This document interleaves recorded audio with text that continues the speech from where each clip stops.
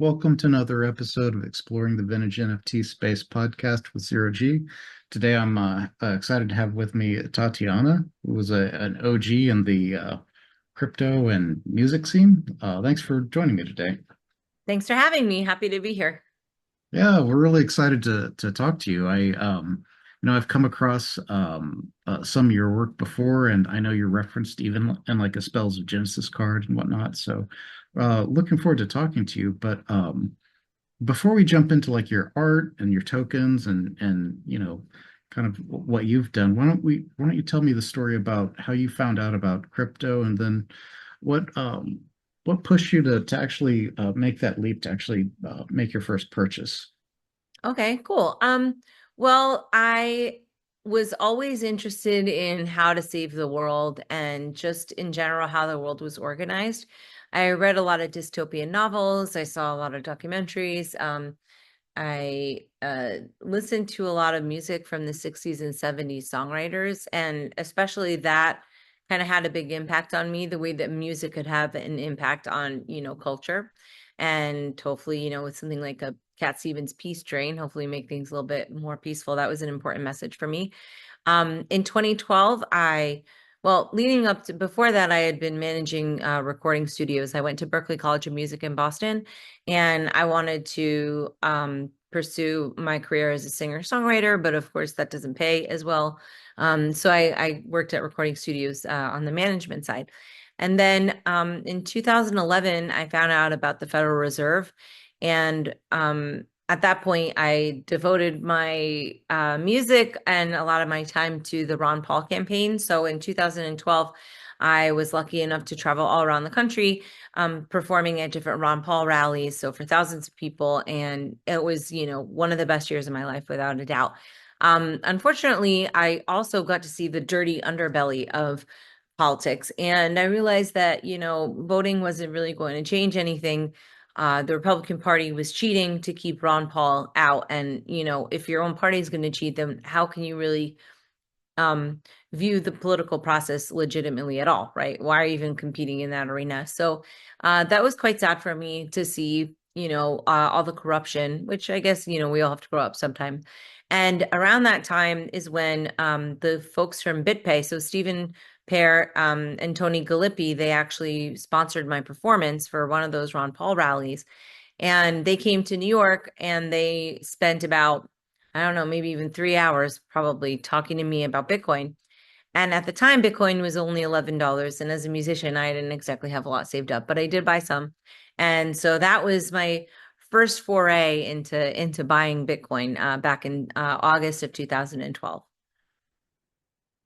Well, that's awesome. Yeah, that's an interesting foray into crypto. I know I was the only politician I've ever donated to was Ron Paul too back in his campaign, and I felt like you know I I had gotten into the Federal Reserve and all that stuff years before, but I watching him get cheated out of that, it's like you said, you realize that like we're not going to vote our way out of this at this point. The vested interests are anyway. That's it's its own thing, right? So I don't Well, want that to. was the advent of fake news, right? Yeah. When everybody was going bananas over Trump 4 years later, I was really lucky because I didn't care. I was like, yeah, yeah, whatever. And but it was funny that they started talking about fake news because really to me the fake news was when, Ron Paul became, I think the joke was, the 13th floor of the presidential candidate. Nobody would ever talk about him. He didn't exist. And so, I was exposed to that really early and also experienced, I would say, a fair amount of censorship. I think a lot of people early on started getting like the squish. Yeah. Um, so that was not a fun part of the ride, right? I mean, it was really, really fun to be like the nice thing about I think the Ron Paul movement was that it wasn't a politically divisive movement at all. I mean, it really was the Lovolution. You would have the lefties, the righties, everybody in between, and the unifying ideas of liberty were really what drove everybody and it gave us common ground. It was really, really incredible. And I wish that people who are as politically active now got to experience what we did because I think that was a lot better than what we have these days.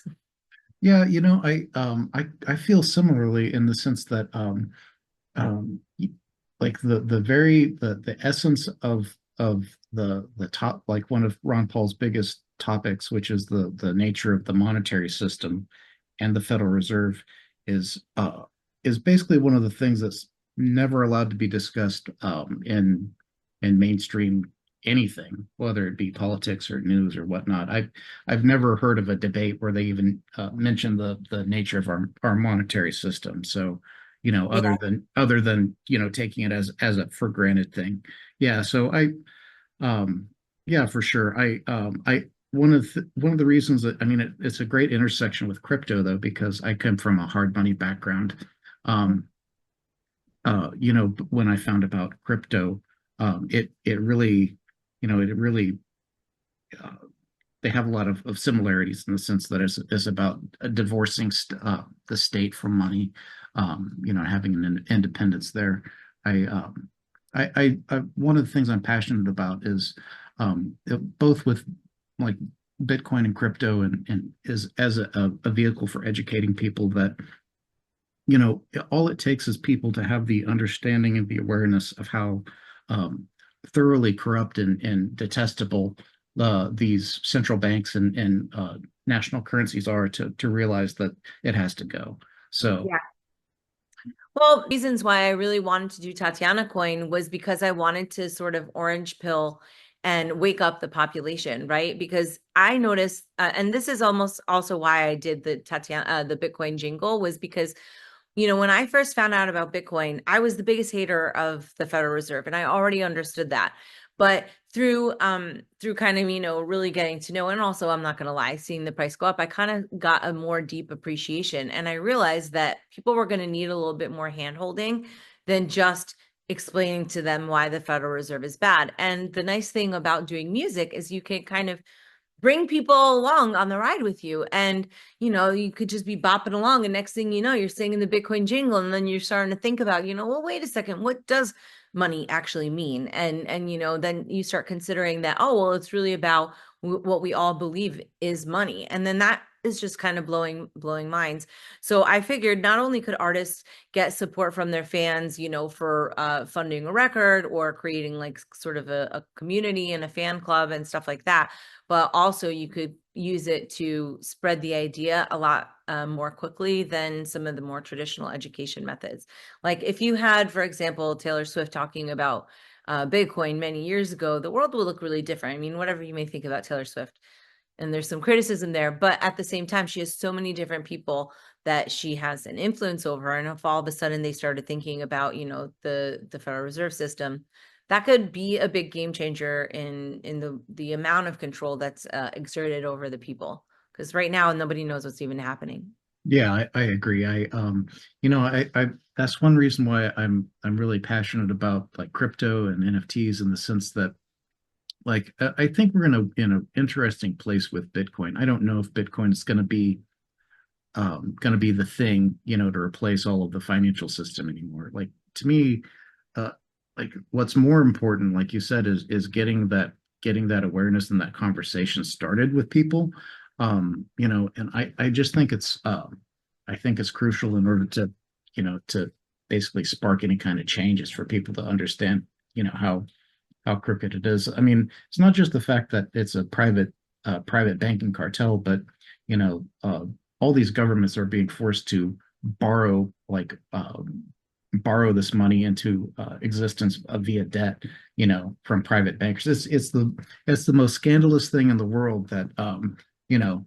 Anyway, but I didn't want to dwell on that too much. But I hardly ever get a chance to talk to someone who's on the same page, so it's kind of refreshing. So. Really, I feel like most of the people that came to Bitcoin are aware of the Fed, but it's just not enough people, and sometimes I think, I've been in Bitcoin for 12 years now, and seeing the influx of different people coming in, sometimes I'm sure, other people feel this way, like you don't necessarily feel like it's the same crowd coming.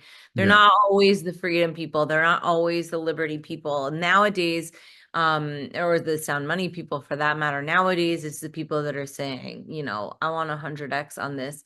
and how can I make that happen? And I wish that there was a little bit more curiosity towards some of the history, that the things that inspired us, right? Okay, everybody likes to make a lot of money off of some kind of random meme coin, but I mean, that's not why I got into it, that's for sure. You know, Exactly. and Yeah, there's more at stake, especially, with everything that's happened. To be honest, I'm surprised that Bitcoin hasn't been more of a reserve currency, considering that's what it was, it was made for this inflation stuff, and it's doing okay, but not exactly how I thought it would pan out. What do you think about that aspect? Do you ever think about that? I do, yeah. So years ago, I had the same idea is that I thought, and this was back in like 2016 or something. I got in 2012 too, but like I didn't really get in big. I was like broke and I was dumb. Yeah, So me too. Like, don't come at me.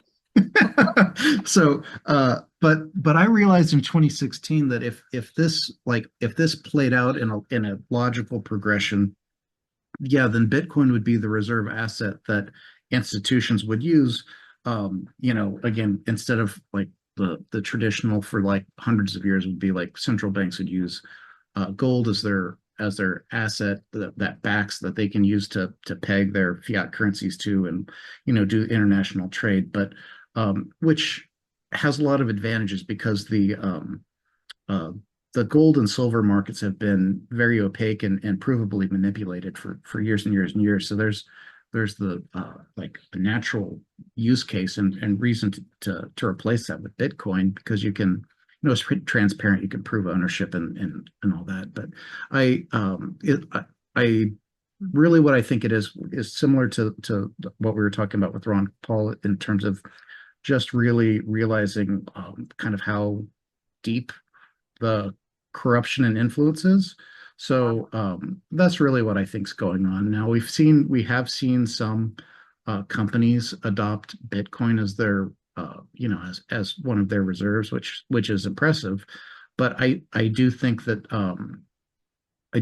been a lot of influence from at least in the internationally governments and central banks have been trying to use their influence to slow and stymie this. My take now is that, and I think I've seen this. I feel this way for like maybe the last 3 or 4 years. Is that I think the strategy now is that, and who knows how long this has been going on, but is that they want to slow and control the adoption of open crypto just long enough in order to roll out CBDCs, and then like with CBDCs out there, like the amount of people, if they can keep this very niche, then even if they can't crush open crypto, it would be niche enough to where they get the end goal that they want, which is forcing the adoption of CBDCs, which is kind of nightmare fuel stuff. Yeah, I agree. I mean, that's always been the fear, right? I mean, I don't know. I guess at this point, like when I look at the overwhelming things stacked against us, like mankind's really been kind of going through it. I mean, I don't know. I guess like you can either see that then it's going to be inevitably bad, or I hope that it'll be the other, right? And then there could be some kind of an improvement, some kind of miracle. I don't know. I don't know. Do you think like I don't mean to be a black pillar in the middle of this episode, but do you feel that there is hope for mankind? Because it does seem like we're kind of getting corralled into these little. No, no, actually, I do, and it's very interesting. It's kind of in a convoluted way that this has actually played out. I think in the last several years, in the sense that a lot of normies that I know, like they never had the I guess the inquisitiveness or the desire to question however you would put it, the official narrative or whatever. I've been forced to through like the overreach through the COVID policies and the both through uh, government policy and economic policy following COVID. So I think that's forced a lot of people to question and realize that things aren't quite as they thought than otherwise would have. So I think there is an awakening happening. Are you familiar with the concept of the 100th monkey?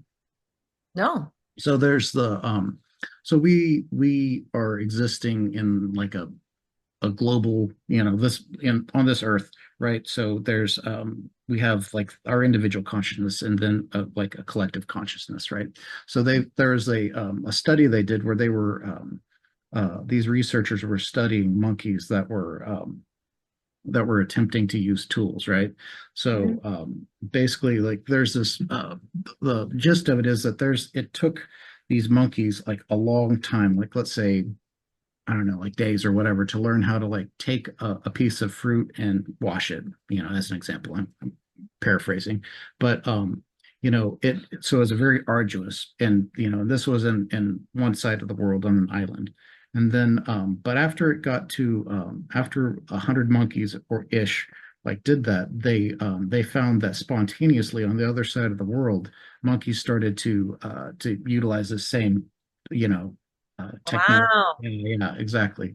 So consciousness, like just getting people to understand and have the awareness is important. And the other takeaway from that is that it's non-linear, right? We don't have to, everyone doesn't have to understand for it to make a really big shift, like beneath people's awareness, right? So I do think that there's a lot of importance in spreading the awareness of this stuff. Yeah, I mean, we have to, Yeah. right? But I don't know, I kind of waffle around. I mean, that's kind of been on my mind for a while now. I just after seeing what happened with COVID, I just feel like the mask really came off. I had always been, awake and kind of conspiracied out or whatever, but I mean, and it's nothing new, especially if you've been into Ron Paul for a long time to kind of be ridiculed for that stuff. But wowza, Mhm. it really went off recently. So I don't know. I can't help but think like, oh God, what in the world could these creatures have in mind? But there are more of us, and I believe in the power of good. So what are you going to do? And Well, also, we all and got to go at some point. And I think that for me has been kind of valuable. I mean, also depressing, but kind of being faced with my own mortality and the mortality of everybody around me. I think that is kind of something that, like, if you accept that, then you may be willing to risk it for something of real value. Like, for example, okay, we can know that there's a lot of overlords, and I'm not encouraging a revolution because God knows that's the last thing I need. But like, I feel like we're kind of lazy and people wouldn't really do anything. And I think people don't want to die and they don't want to fight because, we've grown up kind of cushy. We don't want to do those things. And sometimes I think it will be a little bit hard for people to be brave nowadays and to make those sacrifices that sometimes you need. But I don't know. And I guess that's what I mean about like kind of getting comfortable with death because like if you're gonna go out, you might as well go out in some kind of like with some kind of a meaning, with some kind of like a push. Like a lot of the things that people put up with, 300 years ago, right? They're like, what was I mean, not to glorify the whole founding of this country because like I'm a bit more of an anarchist in the first place, but like they didn't put up with a little bit of taxation. How much taxation do we have now? And everybody just kind of goes along with it. You know what I mean? oh yeah, 100%. I But like, are we gonna do anything about it? Like, I don't know. I would rather that we could do something that didn't require us to get tough. But I'm well, not so sure how that's gonna pan out. That's the nice thing about Bitcoin, though, was that you were peacefully withdrawing your support for the system. Like I stood in front of the Fed, I said, "End the Fed." I had a sign. I said, "End the wars," and like here we are. Still, the wars are going on, and that has absolutely no effect. So that's why I think, our financial withdrawal of consent is so critical. yeah, I mean, I again another positive thing I think from this era is like you mentioned before, as people as libertarians or without labels, but people like that would support kind of liberty and like Ron Paul, were openly mocked for discussing things that aren't supported by mainstream narratives. Um, we actually had the World Economic Forum with all these member nations and like go out on the record and put out YouTube videos and openly discuss what they like their dystopian vision for the world. Like it it like you can't call it a conspiracy theory anymore when the very people that are operating these these institutions have again published books, videos. I don't know. I think we've turned a page, and I think they uh, misread where they were at in terms of. I think things are going to work out. I don't. I hope I so. yeah, I don't expect it to be easy though. At this point, but I'm cautiously optimistic, and I just say that that's a feeling. You know what I mean? Yeah, I mean, I think so too. That's where I'm gonna lean. But either way, it's a bit of this sort of, I don't know, it just feels very surreal these days. Yeah, Sitting back and looking at all the different things happening. I mean, look at what happened with Trump the other day. Like people like Trump, they don't like Trump, but he literally got shot at. He yeah. smacked his head a little bit, and nobody said anything. They're just like, "Yeah, man, that sucks." So well, he probably fixed it, and then nobody did anything. And I'm like, Yeah, well, that's that. somebody try and kill the president. They're like, yeah, yeah, that guy's dead. It's cool. Don't worry about it. Don't sweat it. And I don't know. There's just so much memory holding. Like all of those, I mean, 1984 wasn't supposed to be an instruction manual, right? And yet here we are. So it's quite a trip.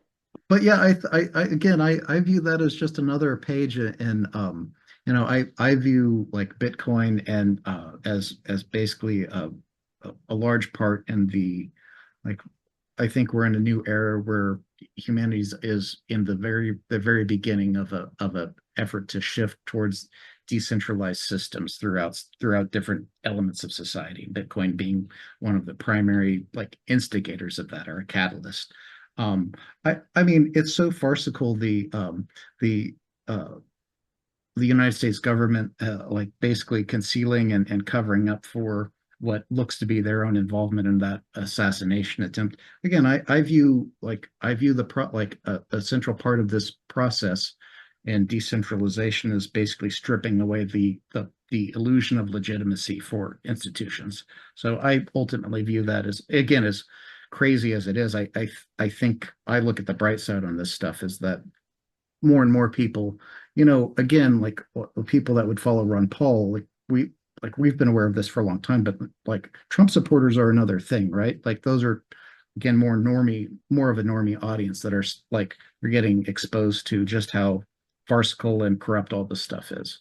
But Yeah, they only go so far, the Trump people. Sometimes, I don't know. And in general, like I've been impressed with the amount of cognitive dissonance that people are able to display. Because nowadays, you can show somebody the videos from the World Economic Forum, right? And they're like, ah, ha, ha. You show your friends, and like they just like they're still like the blank glaze over, and then they seem annoyed that you're waking them from their slumber, and then like, oh, that doesn't prove anything, and then they just completely shut it down. So I don't know. I guess you have to be selective with who you try to save, you know, right? I They're not awake at this point. Like, come on. no, really, I think that the deal is, and I had that same frustration for a while, but what I realized is that the vast majority of people are followers or sheep or however you want to put it, right? And not like it's just human nature, right? But there's a smaller element of people that actually are influential and move the needle. So, like they will like the followers will act like it's always been that way once it's become consensus. Essentially, they don't essentially form the consensus. You know what I mean? Mhm. Yeah, yeah, it's almost like that dancing guy. Yeah, exactly. But Uh, uh, well, I didn't mean to get us on down the rabbit hole with this stuff. So yeah, you got involved early on with through Ron Paul and your political activism. Um, so when you found out about Bitcoin, how did you find out about Counterparty at well, the first thing I did was I became friends with Adam B. Levine from Let's Talk Bitcoin very early on. So he and I were in contact and we kept talking about, how musicians could be helped because I had already been recognizing some of the challenges as like a Liberty artist and stuff like that. And so I wrote a Bitcoin jingle that became quite popular. I debuted it in Buenos Aires at the Latin American Bitcoin Conference in December of 2013. And then after that, it's like I just took off and I went to the North American Bitcoin Conference in Miami, and then I went to Germany. And at some point in between, I think I did where was I don't remember. Anyway, at some point me and Adam started talking and we just started, at that point people were calling it Bitcoin 2.0. They weren't calling it blockchain anything really. It was just Bitcoin 2.0. Hee hee hee. And we started playing around with the ideas of, what could artists do with this technology. And we decided to make a Tatiana coin. And the goal of the coin was to solve two problems, fans and funding. So how do I make sure that I'm playing to a bunch of people, that there's, butts in the seats? And then also how do I pay for that, right? How do I communicate with them and how do I actually fund those albums? Because I spent a lot of time working, a lot of different extra part-time jobs in order to afford studio time. And it was really kind of a bit of a drag. And it doesn't really allow you to be as creative as you can. So at that time, people already knew about Indiegogo. And so we were kind of using that idea a little bit like a crowdfunding idea. And at first I had spoken with the team over at Mastercoin. And then I was faced with the decision, did I want to do Mastercoin or did I want to do Counterparty? And I spoke with Adam Krellenstein and the team. And, after talking with Adam Levine, I said, yeah, let's go with Counterparty, which, the other team actually offered me money. Counterparty didn't offer me anything, but I still felt like, yeah, but this is the right platform. So yeah, we made Tatianacoin. We minted it, I guess, in June of 2014. So that was the first artist cryptocurrency that there was. I think there were just like a few tokens before that, but I don't think that they were art music related or anything like that. So that was quite a challenge because it was, it was a big campaign. And when we first started selling the coins, we were doing them as a like an auction method. So Hmm. every day we would, because we minted 3 million of them. And so every day we would give out 100,000. And then based on the number of people bidding, that's how it would be divvied up. So if it was a slow day, then more coins would be distributed to like the two people that bid that day. But if it was, 10 people, then they would only get 10,000 coins a piece. But obviously that was super complicated. To be honest, nobody understood what we were doing. I even faced some kind of jokers that kind of made fun of me. And so that wasn't like the best because I didn't know anything about finance and I didn't know anything about technology. In fact, those were my two arch enemies. But I did think that this was an opportunity for artists, and especially after seeing firsthand in recording studios, just like even the recording studio structure was something that we were thinking about at that time. I was digging through my old YouTube videos yesterday with a friend, and you'll find me in the recording studio explaining, what if we made a record label coin? What if we made a studio coin? So these were all ideas that we were playing with back then. And so we sold about, I don't know, maybe $30,000 worth of Tatianacoin. And so I used the money that we raised from that to fund my third album. So I think this is the first album fully funded with crypto, Bitcoin, obviously, and Tatianacoin. So I made an album called Keep the Faith. And I when did I pay my musicians in Bitcoin? I think it was for that one, not the one before that. So anyway, yeah, some people sold their Bitcoins and they really regretted it. But my engineer for that, who's still my musical partner, and we do everything together. He produces and I do the writing, but he does everything else and he shapes the writing from time to time. Anyway, I paid him with Bitcoin and I am his highest paying client. Now that you adjust like how much Oh, of Bitcoin. course. So, so I told him that when Bitcoin hits $1 million a coin, I get a free album. So fingers crossed. Just waiting for that moment. And yeah, so that was really cool. The record was called Keep the Faith. Because there were a lot of when you're ideologically like looped into something and then you see corruption within that community, it can be very, very devastating. I felt like that a lot with the libertarian stuff. I thought that there were some people that were really, some of the best people I met, and then other people that just, use the banner of liberty to rip people off. So I was a little bit heartbroken about that. And overall, I think that after seeing Ron Paul's loss, it was kind of hard for people to find a sense of direction. So I put out my third album called Keep the Faith, and That brings me to a cool thing about the record. So along the way, I had made friends with Lynn Ulbricht, who is Ross Ulbricht's mother. And I interviewed her and I was really captivated by her story. Up to that point, no offense, but like Ross wasn't the most sympathy gathering character, right? You say, oh yeah, drugs are illegal. Why would you do that? Right. But actually getting to know what the Silk Road was about, all about how it was this cultural center and that it was its own type of protest, right? Maybe a misguided one, and still probably not a good idea considering all the outcomes. But at the time, it was a very idealistically driven site. And so I became friends with Ross. We started writing each other letters and stuff like that. And I even went to visit him. I visited him maybe a dozen times over the years in prison over in Manhattan and also in Colorado. So we spent quite a lot of time, all things considered. And so he took a picture that I had taken by a famous libertarian photographer, Judd Weiss, who actually ran for president with John McAfee. But he's also an amazing photographer. And so Ross took that photo and hand drew it in prison. So when I put out Keep the Faith, I decided to use that picture as the album cover because, for me, the political message is always like, contentious sometimes, right?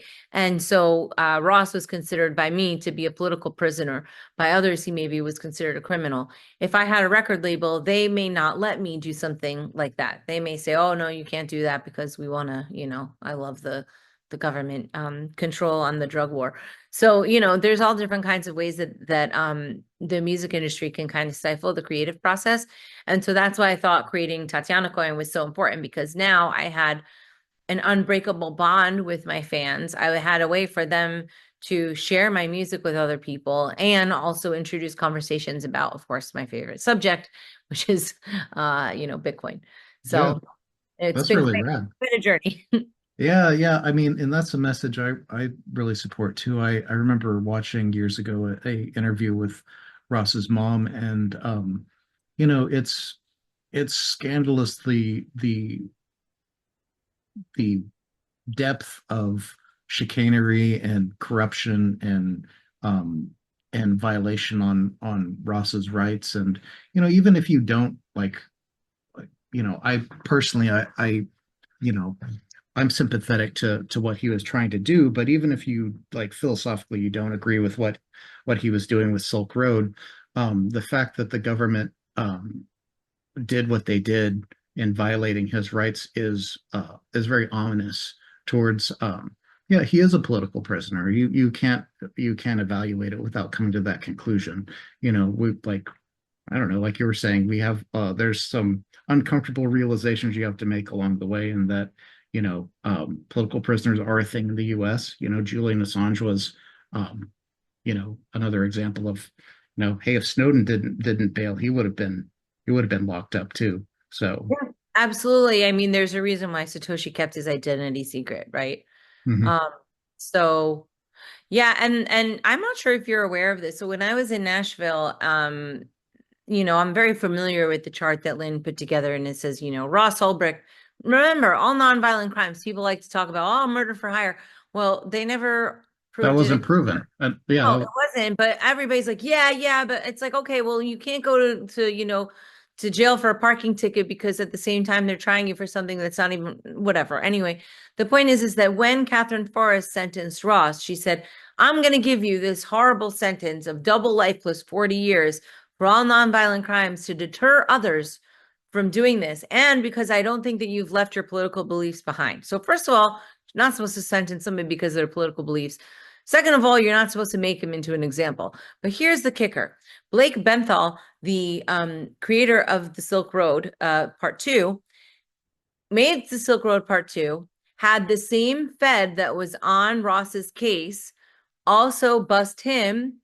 And then that Fed put him into prison. That guy did time served. He spent a year building a Chainalysis type tool for the US government. And then now he has his own business that he started. And that Fed that busted him, that also busted Ross, invested in this guy's new company. Like, how can you what? That's do that. scandalous. I mean, it's mind-boggling to me, and it made me so angry to see also that people in the community are supporting that guy. They're like, oh yeah, I invested in his company. I'm like, why? And they say, oh, because Ross turned down a plea deal. I'm like, oh, well, way to really, keep those principles up. And also, Ross wasn't offered a plea deal. I asked Lynn about it at the time. And if people go to freeross.org, I think that there's like a page like misconceptions or something like that. And they go over point by point a lot of these things that people get wrong. But no, Ross was never offered a plea deal. Otherwise, maybe he would have taken it.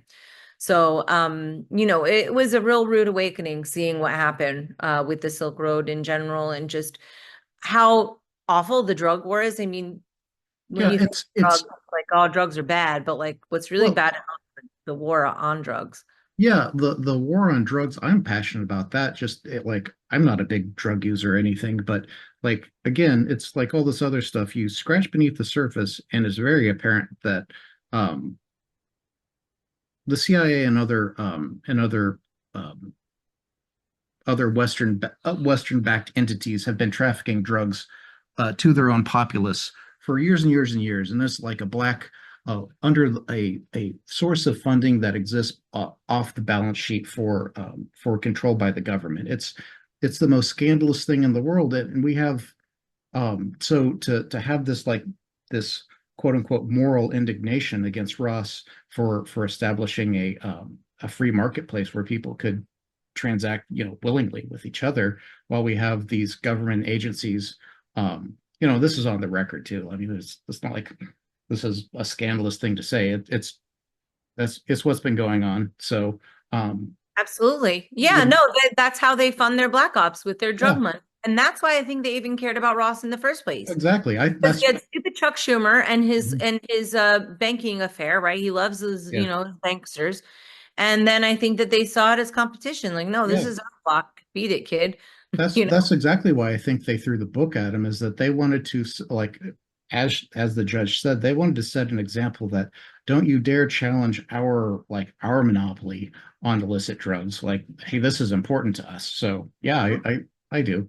But yeah, it's well, that's definitely cool that that you've been a supporter early on. I've I don't know. I've always been sympathetic to him since I really heard about, how that whole thing went down.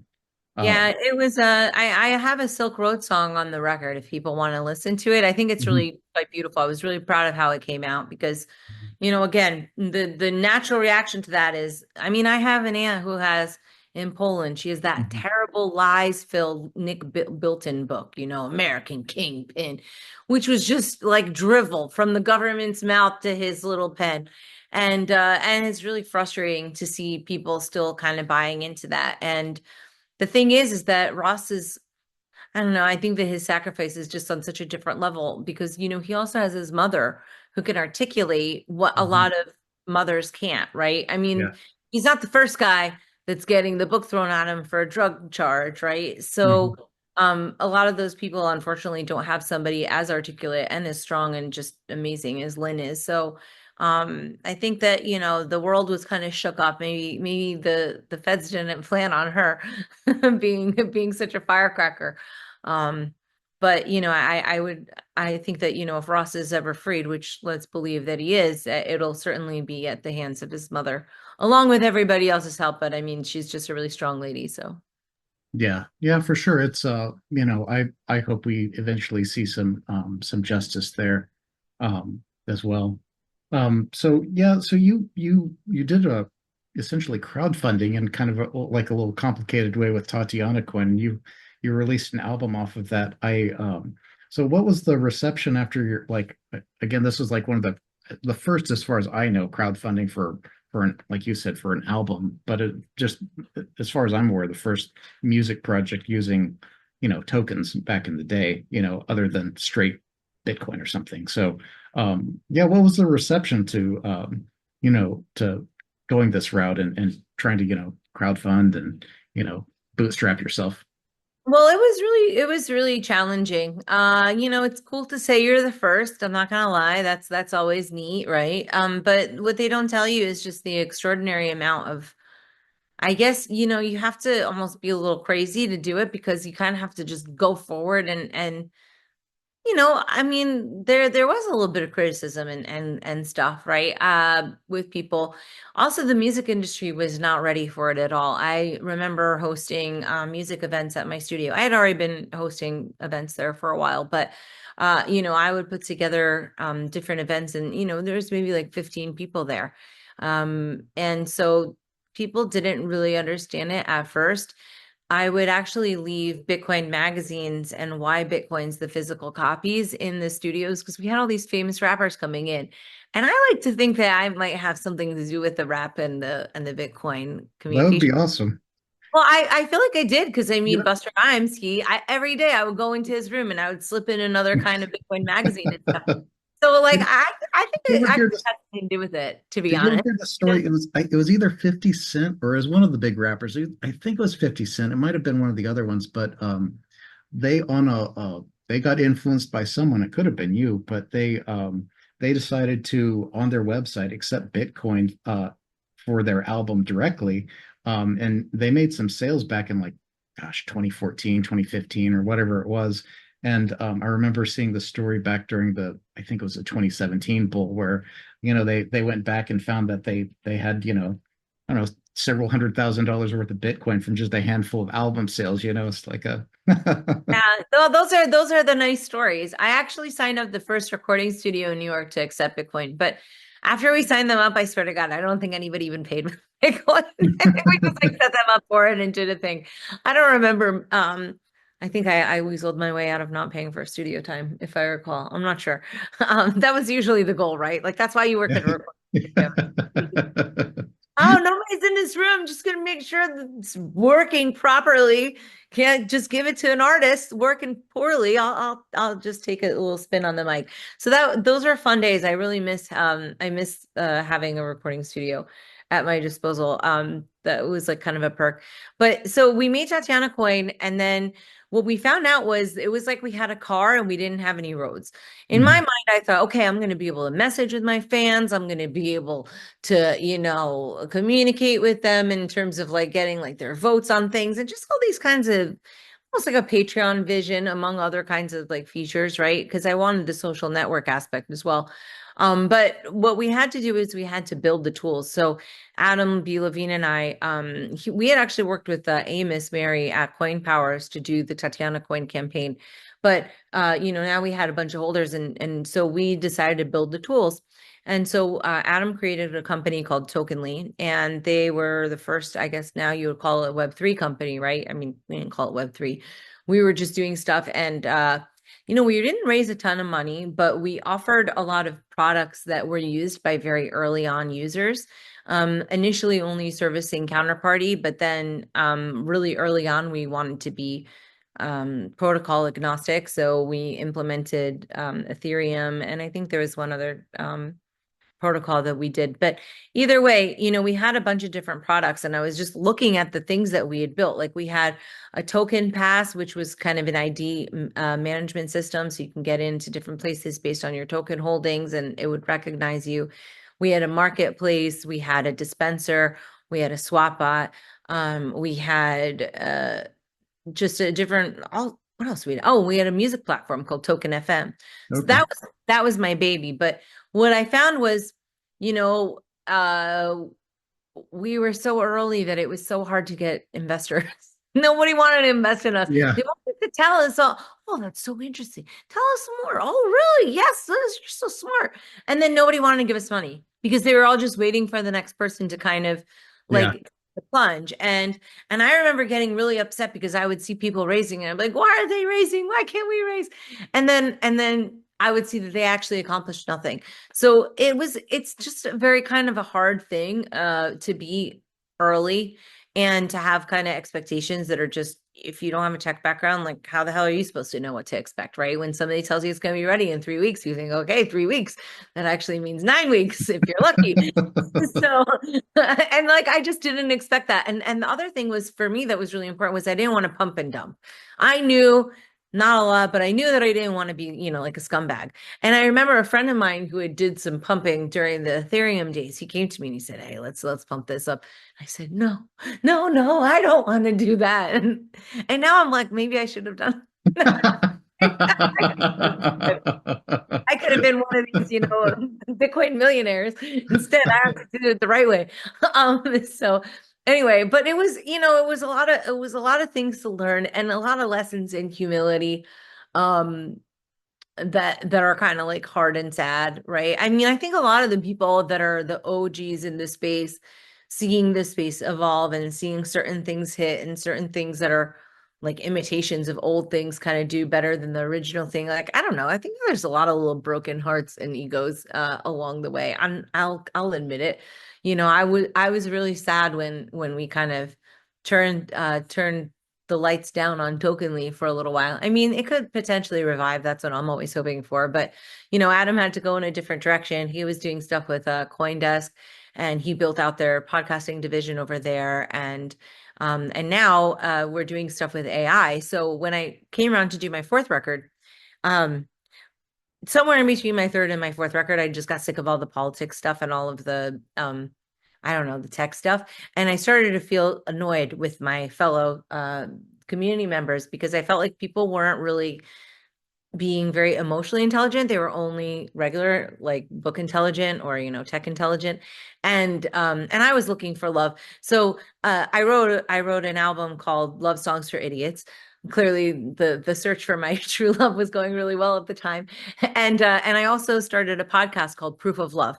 And so I was interviewing different people in the crypto space with the hopes of kind of giving an audience member a peek behind the curtain. So, what's this guy that I only know him in this context? What is he like behind the scenes? And I think that you can get insight into whether or not you want to do business with somebody based on their personal life a little bit. And that was a really, really neat kind of exploration for me. And I'll probably be doing that again, doing that as a spaces because I felt like the conversations were worthwhile. But when we did the album cover for Love Songs for Idiots, at the same time, Adam was working on a product that was kind of competing with Midjourney. It was something called 330 AI, and then it ended up getting bought out by Blockade Games, and so now him and Marguerite, which is Coin Artist, which you may know, also like a legend, beautiful, also helps. She's beautiful and incredibly talented, and so her and Adam, they're doing a gaming thing, so they're creating these 360 worlds that are AI generated. But before they made that partnership, Adam had this, very, very rudimentary version of 330 AI. And it was about on par with Midjourney, but like at the very beginning.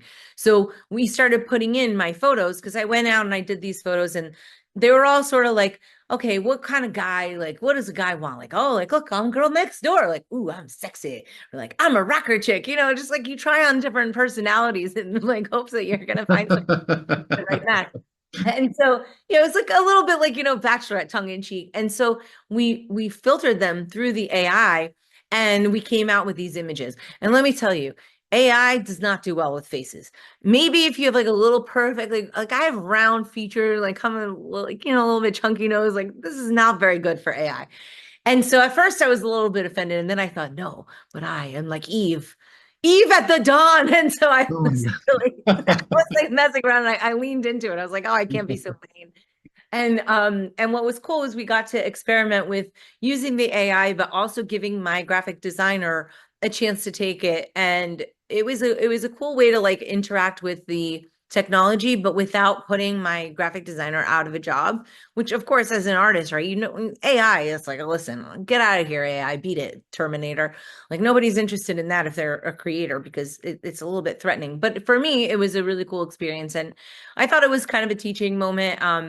When I went on, because I do a lot of public speaking and stuff to kind of show people like, okay, here's this image. This is what it's like after AI. This is what it's like after having another artist like manipulate it. So I don't know. It was a neat thing to be doing for album for, each record is something different and I want to do something that's unique. So for me to mess around with the AI stuff was cool. But I didn't mint any tokens. Interesting. Yeah, like in 2015, I minted 100 Tatiana Moroz tokens, and then we didn't do anything with them. We just kind of held them because they were supposed to be for it was like a fan type token, like they were a super Mhm. fan. And then we made 1,000 tokens of each album. And this is all on Counterparty. So now, I had the idea to, mint, like, why wouldn't I do 1,000 of these, right? If I've had 1,000 of every Mhm. other album I've done. But I couldn't really find a protocol that I wanted to work with, right? Like Counterparty, when I first started looking at it, it was when J-Dog was just kind of holding it all up on his shoulders, right? Mhm. And the community was kind of limited. But like I looked over at Ethereum and I don't know, I don't care about Ethereum. And like I looked at Solana and I said, all right, whatever. But those are not my people. And what I found was that nobody was really that great anyway. Like each place had its own problems, right? So I was like, well, why am I going to change? It's almost like you just love the one you're with, right? And I have a special place in my heart because it's like kind of a historical thing, and of course, I have my historical tokens. But I would love to see more tools available. So it's been really cool to see Shaban and Spells of Genesis and Adam Krellenstein and that team, like a lot of new fresh blood, kind Oh of yeah. pumping back into this body because I mean J-Dog did a great job, but like if we want to grow, then we need more people. So that's Yeah, been it's kind of cool seeing it come full circle, after everybody kind of went into this slumber and now this resurgence and appreciation, especially with things like ordinals. I mhm. mean, it's like we were right. We were right. I told you. Yeah, So I'm really excited too. I mean, there's like you said, there's a ton of really great work that's being done now on like I got to see a preview of the marketplace that Shaban is envisioning and working on, which is incredible, or like a beautiful way to be able to interact with the decks and view your tokens and like again like a completely different user experience that's really modern and feels good, So I think that's an amazing effort that Shaban's and Everdream Soft are working on. Like you said, I know Adam has been working on refactoring a lot of the old code to make it supportable and add new features as well. I mean, from what I understand, like the counterparty reference implementation was woefully out of date. So I mean, you know how it is with, or maybe you don't, but with code, like once you stuff gets out of support, it gets harder and harder to the longer it goes back. You get more and more technical debt. It gets harder and harder to bring it back up to modern, modern support. So it is a big undertaking to make sure that we have, we have we can actually spin up and support counterparty and in deployments. So no, it's great. I'm looking forward to. I'm positive about the future of counterparty too. Like you said, a lot of these other communities were basically spawned from scams, and counterparty is one of about them. I'm not the. trying to rag on these people because I know there's good people there, but that's how it just feels. It just feels like shiny fake stuff, you know? Yeah, yeah, for sure. I mean, I wasn't there for the burn, but Counterparty was bootstrapped by people burning their own Bitcoin and voluntarily, participating. So, it's and I enjoy the community too. So it's a lot of fun. I've been, I wasn't around back when you were with Counterparty, but I have done some fake rares and some, danks and all that kind of stuff. So it's been fun. So. Yeah.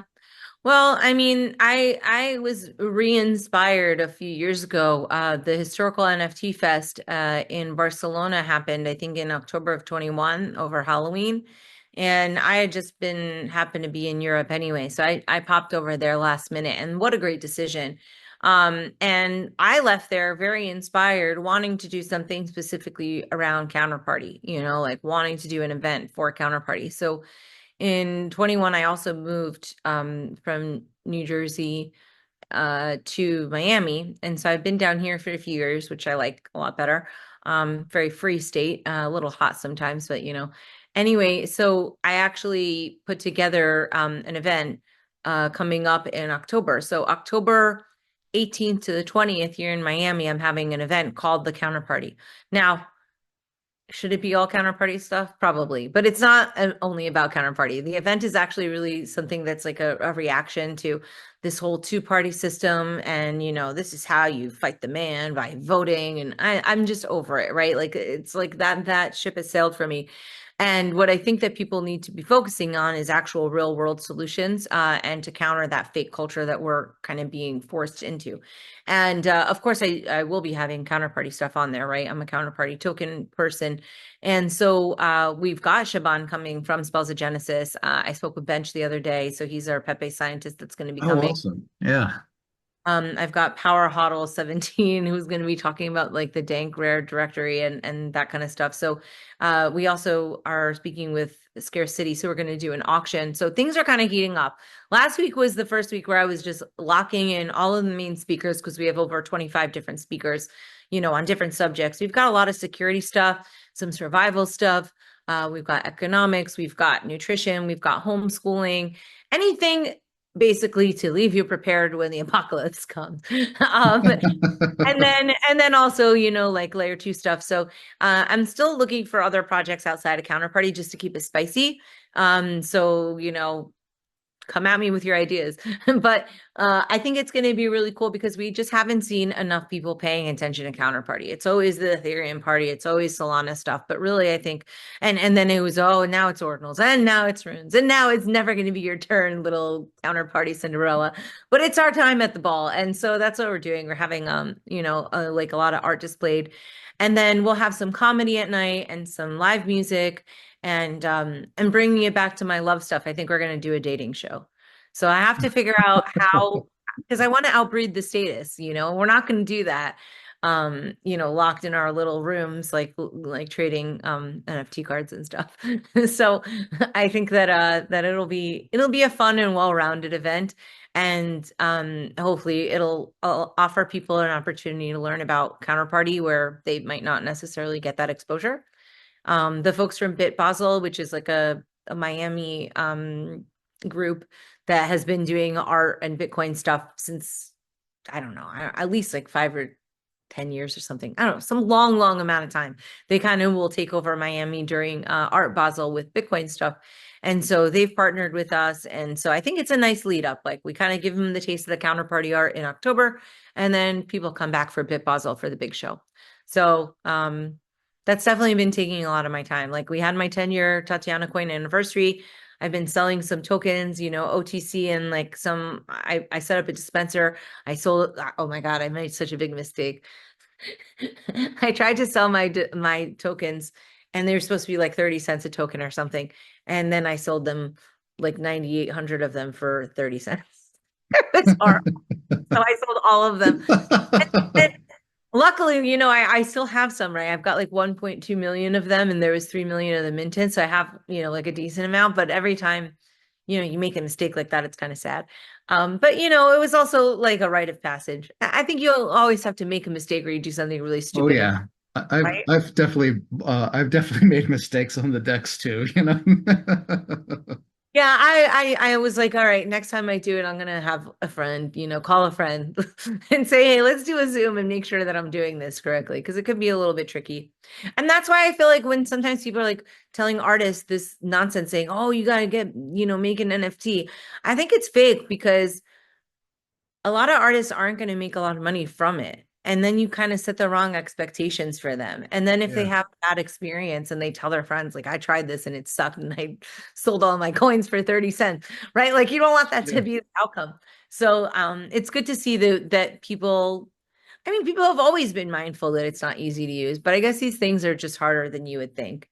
If you're not a tech person, like I just never considered what it took to make technology. And I know that sounds kind of airheadish, but I'm convinced that I'm not the only person that does that. Like, think about it. Most people, they don't think about how does their car work or how does their computer work, um, any of that stuff.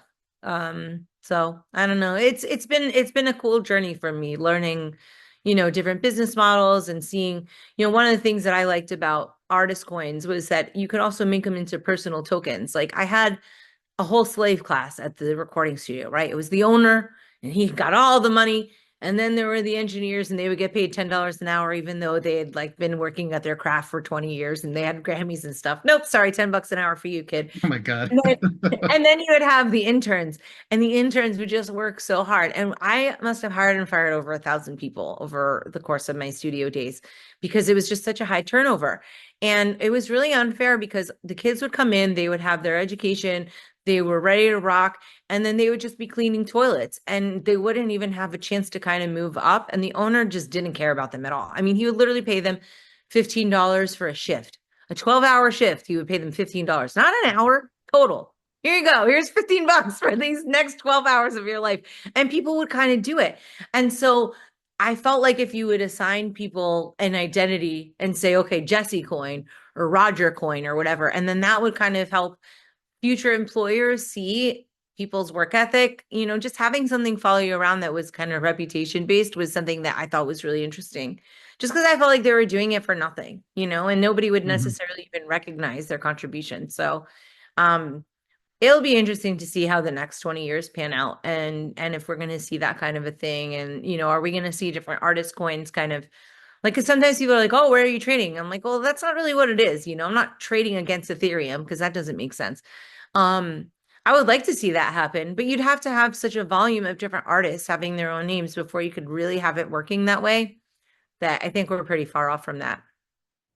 Yeah, yeah, I mean, there's so yeah, the way a lot of this stuff has the industry has worked for has been really kind of predatory for on a lot of different levels. I know you're like basically at the forefront of it, but I do believe that disintermediating um all these different layers away from the artist is the future. I mean, I don't know. It's scandalous when I remember when I was young, I found out that most artists end up basically like losing the rights to their own work in order to get signed. It's like what kind of crazy like I don't know. It's Yeah, it's a really, really terrible industry. I remember I had auditioned, it wasn't even on purpose. I had a show and it was America's Got Talent was doing talent competition there or whatever at the same place. So I came early for my show. I said, whatever. My mom like tortures me. She's like, you'd be famous unless you won't be famous until you go on these shows. Like it was just this completely I don't know, like fantasy that she had that like if you want to be famous, the only way to do it is you got to go on these contests. It was kind of gross in its own right. But anyway, so I did the contest and then they waited 4 hours for my actual performance. Like they were really into me and they were like, "Oh, you got to be on our show." And I was all excited because you try not to get excited about these things, but you still get excited. And then I sent it to my lawyer and I was like, "I'm going to be rich." And he's like, "No, you're not." And I'm like, "Why not?" And he said, "Oh, well, because if you go on this show, they basically own all the rights to your songs going forward." So what? because you would give them, the argument was, it was really unbelievable that because they gave you that tiny little sliver, even if you're in the background being like, yeah, and then that's it, right? And they're like, "Oh, that we never saw her again." Because they're saying that they're giving you that opportunity. That was the kind of contract that they were offering. So I don't know. The music industry has been pretty bad from the very beginning. And that's the thing, like not everybody needs to be Beyonce. That whole thousand fans with $100 a year kind of idea, that was something that was definitely an Mhm. inspiration. Because, if I had that kind of like constant pipeline where my fans could be interacting with me, getting something back for that experience, getting an education about, maybe economics and stuff like that along the way. Shh, don't tell. um, I thought it would be worth it, but things move along and people are not necessarily ready for everything just yet. And now I wonder if people will continue to support the arts if things became more precarious. You know what I mean? Like if things get more dangerous, I'm not so excited. Like a lot of people like that tipping model. I'm not a fan of the tipping model. I don't think that people like to tip. Maybe sometimes, but I don't think that that's like a sustainable thing. I had somebody convince me to put up my song on one of these tipping sites. And at the end I think I made $10 and he was like, "But it's $10 you didn't have before." I'm like, "Yeah, but I spent 3 hours getting my music up there. Like what am I worth $3 an hour?" So I don't know, like the tipping thing, if I had to either tip an artist or like feed my kid, I'd probably feed the child, right? So I don't know if things get, I mean, this goes back to, my apocalypse preparation stuff. If things get kind of hairy and people are unable, like if the financial system gets really scary, I just don't know how artists are going to be able to make it off of those kinds of solutions. So I Yeah. guess it still remains to be seen. Yeah, I'm not sure how it'll play out too. I wouldn't, I'd be a little bit circumspect of a tipping model too, but you know, I don't know, it'll be interesting to see what kind of becomes the new de facto model, or I mean, maybe even not de facto, but some models that work for independent artists that, again, without having to sign away your life to some megacorp because you had an appearance on TV or something. That's Yeah. that's like the most predatory thing I've ever heard. Jeez. But that's what they do, right? Because people are so stupid. Like I went to music school and it's a good music school. I think it's still a ripoff, but whatever. I learned something there. And so, but most people, I mean, I think we have a much bigger problem plaguing the arts, right? You've got a bunch of girls that are kind of being raised by this like Rihanna Uber skank model, right? And narcissism is on the rise and it's really encouraged. And you've got, the plague that is Instagram, where it's not about how good your music is, it's just about your stupid pictures. And then there's the whole oversharing thing. I mean, I constantly rail about this, but I despise how as an artist I'm expected to participate in these new kind of norms, right? Like, okay, you got to be like slutty, right? That's like number one. And then you also have to tell everybody about your life every single day. And then that wasn't enough. Now you have to tell them every night. And then every once in a while you've got to like there's just like all this parade that you have to participate in. And I mean, you do have access to more people, and sometimes it's nice to be able to share your life. But the fact that you have to keep creating this ancillary material just to do the main thing that you like, it's like, well, if I'm just going to be doing ancillary things, like then maybe just get a regular job that pays a lot more money than I don't know, like it remains tricky. But I had a really great conversation with the gal in Lisbon, and she is a famous like ordinals artist, Violetta. I don't know her last name. I want to say maybe Zirconi, but I could be wrong. Anyway, she was just telling me about how she, really hit the pavement, and how even though she had this big audience, pretty decent social media following, when she transitioned into doing tokens and stuff like that, she actually couldn't bring that fan base over. But the relationships that she's made with her holders here have generated, let's just say, a lot more money than Spotify, right? And so it's kind of interesting that you can create these relationships with people. You can generate a lot more money to fund your art, but there's still that little jump where I don't think that the people that are supporting her NFT collections are very interested in her music, and I don't think her music people are really that interested in her NFTs. And as an artist myself, I think I would want to be appreciated for the music a little bit more than like how incredibly innovative I was. So, I mean, like, it's a little bit of like this weird little middle ground, right? But at the same time, I was really inspired. I was like, wow, look at this girl. She's really making it work for her. And yeah, I don't know. I just think it was cool to see it many years later, somebody taking advantage of a model that frankly, I'm not gonna lie, there have been points where I'm just kind of over it, right? You look around and you're like, oh my God, this is just like there's so many like bad things that happen in the crypto community, and then also so many good things. And it's like you just swing from one side to the other. You're like, oh, these are the greatest people of my life. These people are scumbag idiots. What the hell's wrong with them? So wonderful. They're so great. Like it's like that's the ride that is Bitcoin. And especially like on the art side. So it's kind of cool to see things flowing again.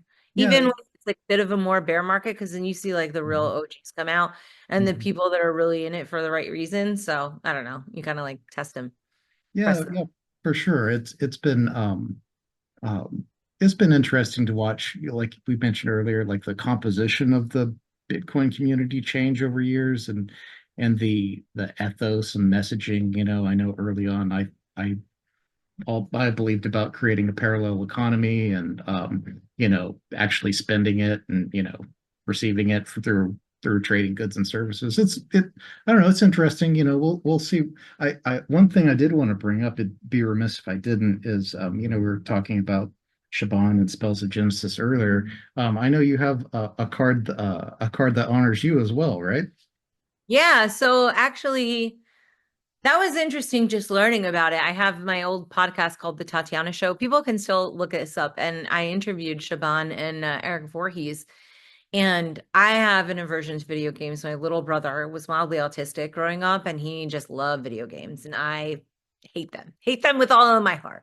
And so when they started telling me about Spells of Genesis, I was like, oh, great video game stuff.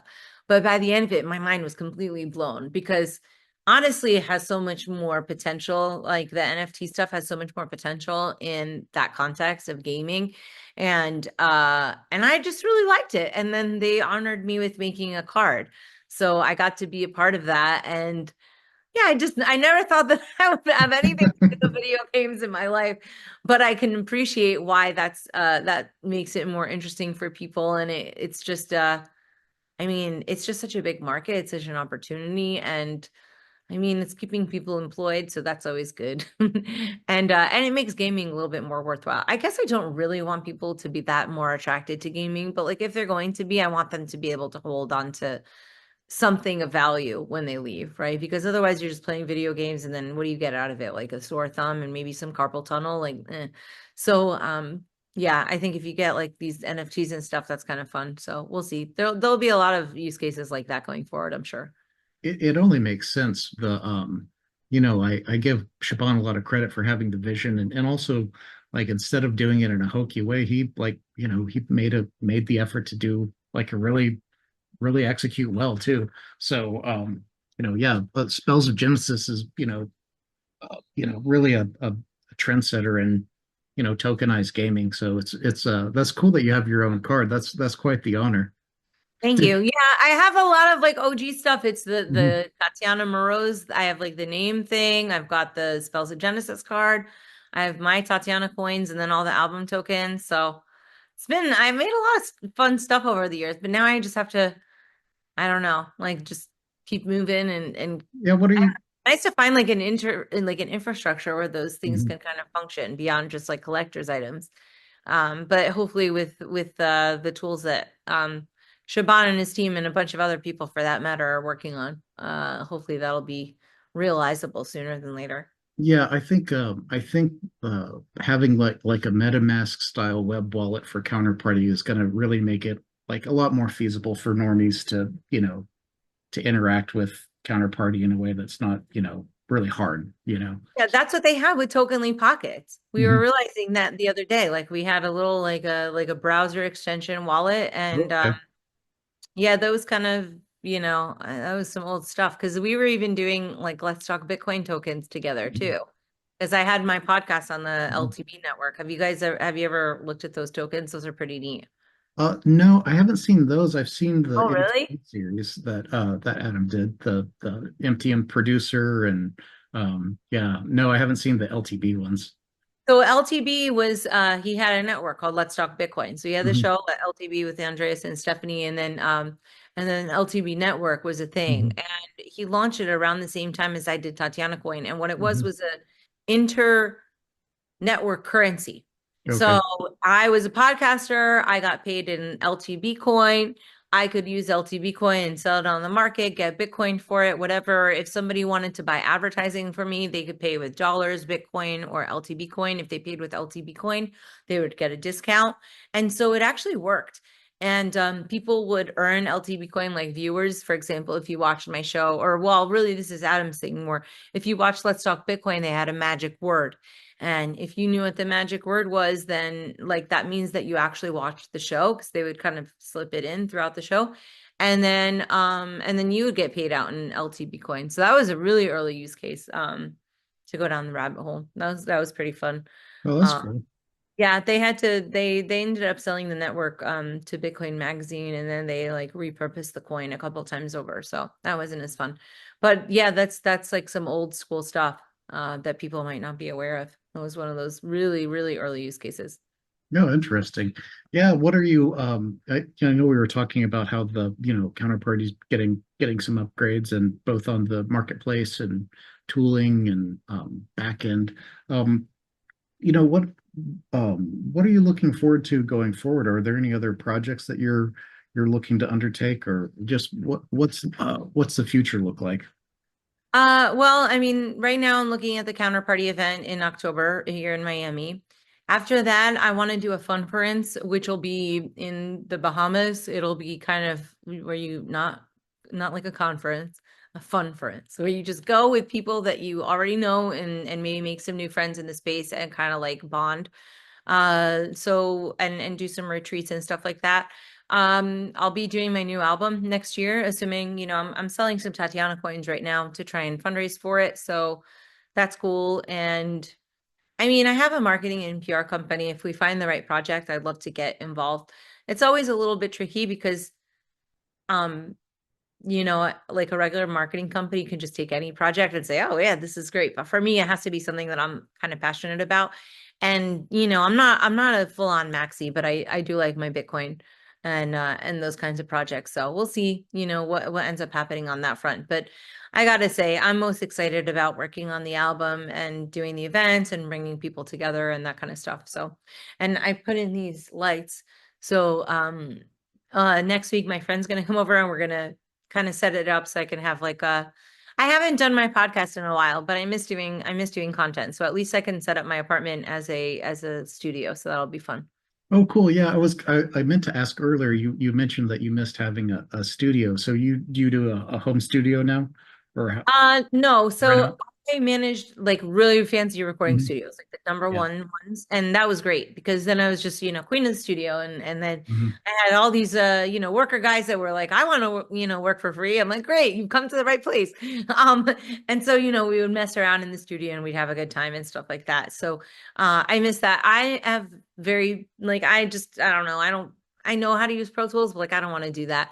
But I'm forcing myself past that. So I'll set up my camera and at least to be able to do guitar vocal demos, as I'm writing songs and prepping for the new album. I think it'll be fun for people to see the journey, as I'm writing songs and to have it in a nice environment. I mean, good lighting is everything.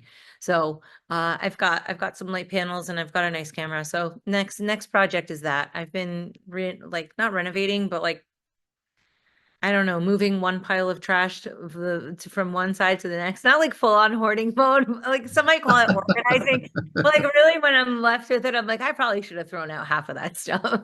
So but I found Crypto Graffiti did this really cool Silk Road picture.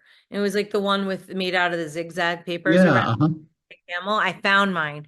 And it's like one of it was a limited edition print or something like that. So I found mine and now in my, like this digging expedition that I had through my stuff. And so now I'm gonna go get it framed next week. So I'm really excited because I thought that I had misplaced it forever, which, isn't unheard of in my lifestyle.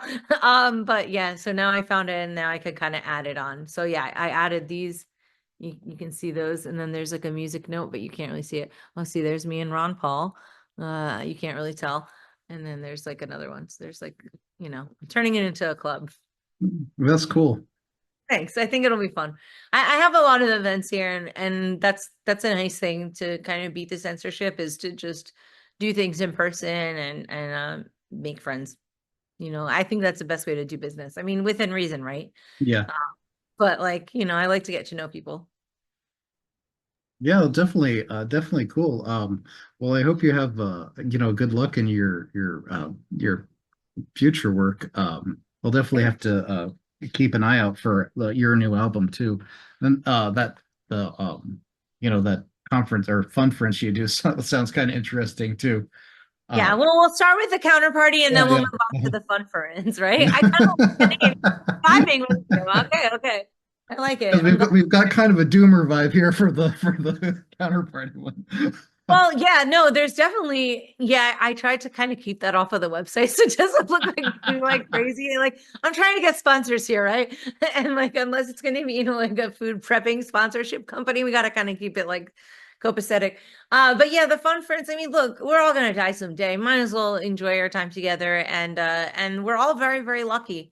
It could be a lot worse for people. There's people that are having really terrible times, and we've got a chance to use this tech and use our communities to give other people hope because I think that's really what it is. Like we have hope. A lot of people don't. And so maybe we can kind of spread some cheer through Pepe's and biddies. Yeah, for sure. Yeah, exactly. We can at least take advantage of the opportunity we have to make an impact. So definitely. Yeah, one song, one drawing at a time. Um, Yeah, so yeah. Well, this has certainly been a lot of fun. Is there anything else you want to cover, or? I'm trying to think like what exciting things have happened, but I don't really have anything offhand. Like if people are around and they want to join us, or they just want to say hi and stay in touch. It's been really cool meeting a lot of the archaeologists, and I was thinking this morning about how sometimes people are like, oh, it's so cool you're first, and I was like, yeah, but it's so cool that you remember. Yeah. Because if you didn't, no one would care. So, super happy to be a little bit more involved and hopefully giving back a little bit to the community with Counterparty event, and getting to grow that community is going to be my challenge for next year. Yeah, well, I'll include the Oh, link that's my doggy. for the event and the description and put that out there. So yeah, I hope that goes well. It sounds like a lot of fun. Thank Tempted you to so much. Yeah, I'm looking forward to it. Of course you're invited. And if not, hopefully I'll see you at a different event. And I really appreciate the opportunity to come on today. So thanks a lot. yeah, no problem.